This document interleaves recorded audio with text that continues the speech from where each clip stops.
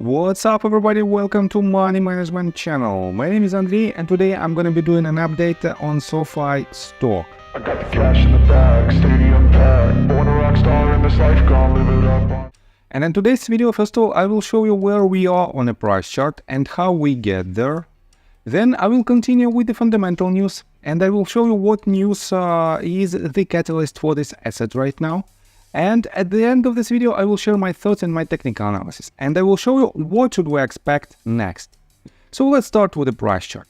I made my previous video just several days ago, somewhere at this point, and I've told you that we have to wait the results of their earnings report, and if the results are good and they beat expectations, definitely we might see a huge increase in its price and the breakout above the previous swing highs.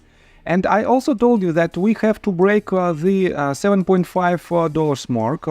We have to break it with the conviction of volume, and on the retracement we will be able to re-enter our position with the assumption that we might hit the upper border of this channel that I drew previously and that this asset respects perfectly well. So, and let me show you in details the most recent movement of this asset.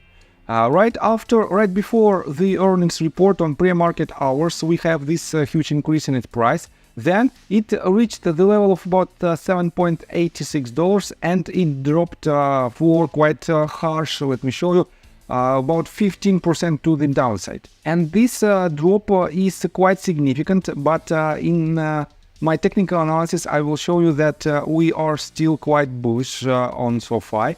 And let's continue with the earnings report. What was the reason of these quite volatile movements? First of all, let me show you that, let me just quote you some recap of their report. Record GAAP and adjusted net revenue for third quarter 2023. GAAP net revenue of $537 million, up 27%.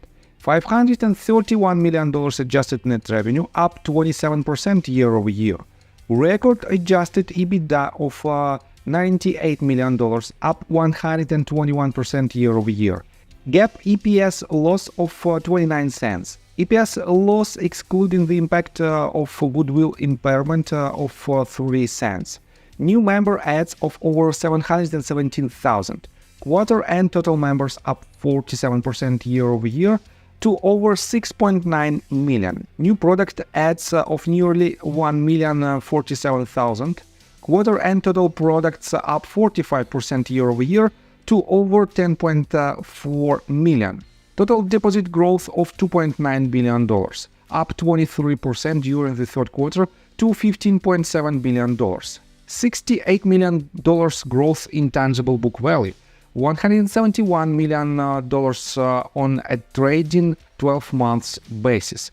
Management rises full year 2023 guidance. And I have to say that these results are really impressive. And if you want to visualize all these results, you can take a look on their investor presentation. As you can see, 47% growth year over year in members. And they have a consistent growth from the beginning of 2020. Next one. Products, huge growth of 45% and consistent growth again from Q1 of 2020.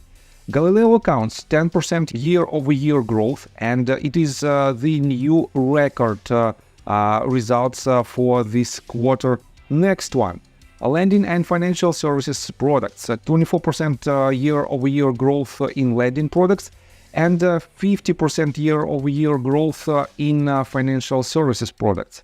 And you can also see that this growth is consistent. On top of that, let me show you this information. Let me show you that this guide assumes positive quarterly GAAP net income in Q4 2023. This means SOFI might be profitable by the end of this year. And this is a huge positive sign for this company in the medium and long-term perspective. But why in the world this asset dropped from $8.88 all the way down to $6.71 and it established new swing low for the last couple of weeks? And let me show you this update. We are on marketbeat.com, and as you can see, yesterday, right after SOFI published their earnings report, Wedbush reiterated the rating of SOFI. They set the rating underperform and set the price target at $3 mark. It is quite ridiculous, but it is what it is. Because of their forecast, this asset dropped for mind-boggling 15% during just one session. But let me show you quite interesting detail. First of all, if you take a look on the list of institutional investors, you can see that more and more investors, more and more institutional investors want to buy this stock. And yes, we still have the delay of at least 45 days from this date, and the real execution date is about 45 days prior of these latest dates. But in general, we have more and more green rows, and we have more and more buys from institutional investors, and definitely this leads to quite interesting position for SOFI in general. On top of that, let me show you quite interesting detail from this article that was published on Yahoo Finance on May 15. And as you can see, it says SOFI stock falls following analysts downgrade on possible headwinds. And the analytic firms that downgraded the SOFI stock was again Wedbush Securities, and they set a price target at $2.5, and they reduced it from 5 to 2.5 basically. And it is quite ridiculous, but let me show you this. Let's continue with the technical analysis, but before we dive deep right here, please subscribe to my channel, hit notification bell and hit the like button. This helps me a lot. So guys, first of all, let me show you, let's switch to hourly time frame, and let me show you May 15th when Wedbush published their report. And as you can see, it is the lowest point. If I clean the chart a little bit, you can see that it was the lowest point basically from the beginning of 2023, and it is a quite interesting point right after which this asset went higher, and it gained within just 30 days more than 128%. Quite interesting setup, don't you think so? On top of that, let me show you that this asset is still inside this channel. Let me show you more thoroughly. And we have quite interesting price action right here. And I still stand on my position that in the medium and long-term perspective, we have quite decent chances to see higher price targets. But let me show you some concerning parts regarding this asset. If we take a look on the fintech industry in general, and if you use a FINX ticker symbol, you can see that it is a global fintech ETF, and it is in consistent downtrend basically from the end of July, and it lost about 26% within 3 months period. And SOFI is also in the same downtrend. It lost from its swing high, let me show you right here, 40% of its value.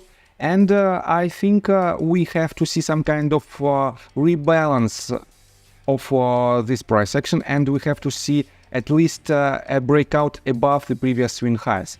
And to be honest, guys, this point is quite risky. It is still quite risky because technically we broke the golden pocket range, the lower border of this range. This means from the technical standpoint, we can easily reach the $6 mark, the next Fibonacci retracement level. And this means if you want to enter your long position, just wait for more confirmation. And the confirmation will be the higher highs and higher lows on smaller time frames with an increasing volume that supports these movements.